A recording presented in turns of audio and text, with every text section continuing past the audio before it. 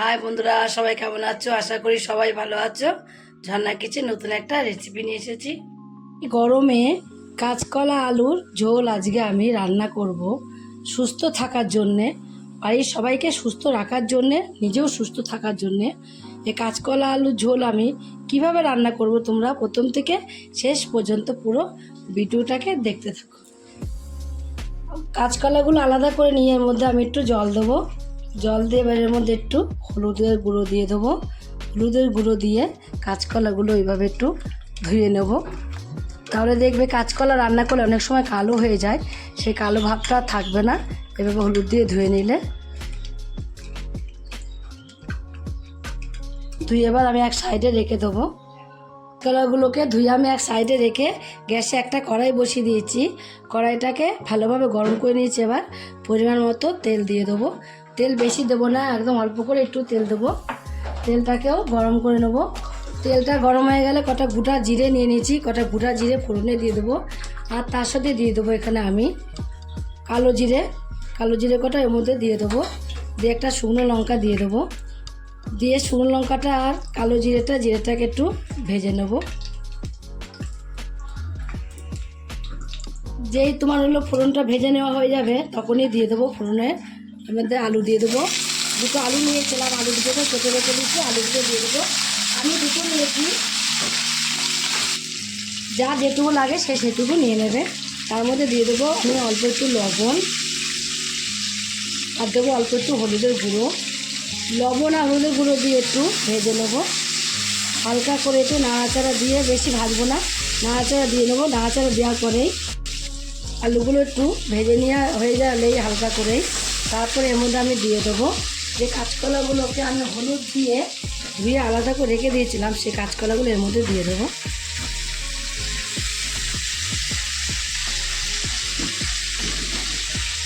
কাঁচকলাগুলো একটু আলুর সাথে একটু ভেজে নেবো। কাঁচকলার আলু একসাথেই ভেজে নিতে হবে। আলুগুলো তো আমি আগে ভেজে নিয়েছি, কাঁচকলাগুলো একটু ভেজে নেব হালকা করেই, কেন বেশি কাঁচকলা ভাজবো না, অল্প একটু ভাজা হলেই হবে। এবার ভেজে নেওয়ার পরে এবার এর মধ্যে আমি অল্প কিছু মশলা দেবো। এখানে দেখো অল্প একটু কাঁচা লঙ্কা বাটা নিয়ে নিয়েছি, কাঁচা লঙ্কা বাটাটা এর মধ্যে আমি দিয়ে দেবো। আগে ভাজার সময় হলুদের গুঁড়ো দিয়েছি, তার জন্য সামান্য অল্প একটু হলুদের গুঁড়ো পরিমাণ মতো দিয়ে দেবো। আর দেবো এখানে 1 চামচের হাফ চামচ ধনের গুঁড়ো, 1 চামচের হাফ চামচ জিরের গুঁড়ো দেবো। স্বাদ মতো লবণ, আগে একটু লবণ দিয়েছি তার জন্য লবণটা অল্পই দেবো, যদি লাগে পরে একটু দেওয়া যাবে।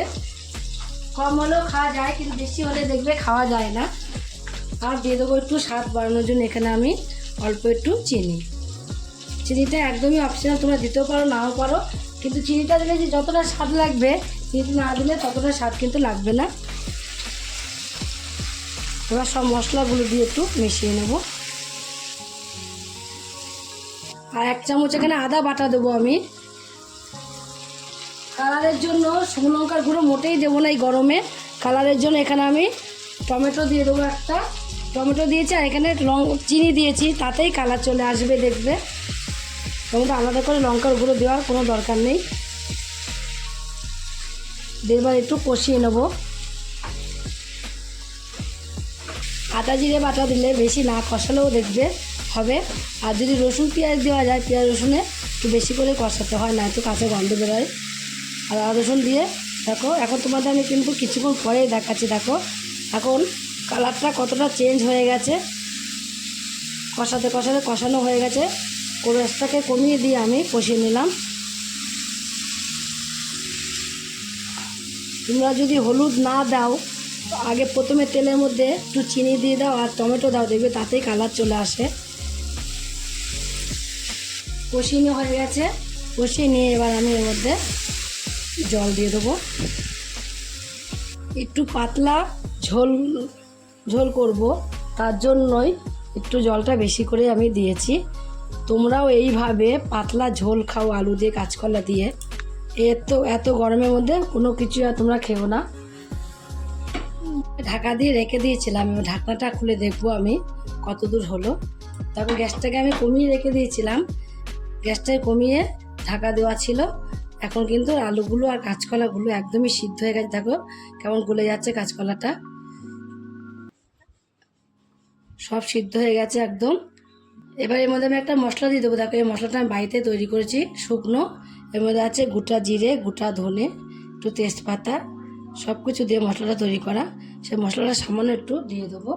যে কোনো নিরামিষ তরকারিতে তোমরা এই মশলাটা দিতে পারো, দেখবে স্বাদটা অনেকটাই বেড়ে যাবে। একদম কমপ্লিট হয়ে গেছে, এবার নামিয়ে দেবো।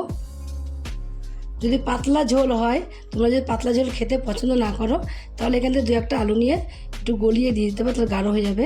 কিন্তু আমি পাতলা ঝোল করবো বলে আর আলুটা ভেঙে দেবো না। এবার এটা আমি নামিয়ে দেবো, পুরো কমপ্লিট হয়ে গেছে। দেখো এই রেসিপিটা তোমরাও একদিন বাড়িতে তৈরি করে খাও। যারা কাঁচকলা আলু তরকারি খায় না, তারাও কিন্তু আনন্দ করে এটা খাবে। এই ঝোলটা দিয়ে, পাতলা ঝোলটা দিয়ে তোমরা এক থালা ভাত খাবে। আর যদি খেয়ে তোমাদের কাছে রেসিপিটা তোমাদের কাছে ভালো লাগে, তোমরা যদি ফেসবুক থেকে দেখো, ফেসবুকের পেজটি ফলো করে দেবে, ইউটিউবে চ্যানেলটি সাবস্ক্রাইব করে দেবে, পাশে থাকা বেল আইকনটিটা প্রেস করতে ভুলবে না। তাহলে নতুন নতুন রেসিপিগুলো তোমাদের কাছে তাড়াতাড়ি পৌঁছে যাবে। আমার চ্যানেলগুলো তুমি বন্ধু থাকো, সাবস্ক্রাইব করেনি প্লিজ সাবস্ক্রাইবটা করে দিও। সবার আগে তোমাদের কাছে নোটিফিকেশন ঢুকে যাবে। ছোট্ট করে লাইক করো, কমেন্ট করো, অনেক অনেক শেয়ার করো। নমস্কার বন্ধুরা, দেখা হবে আবার পরের রেসিপিতে।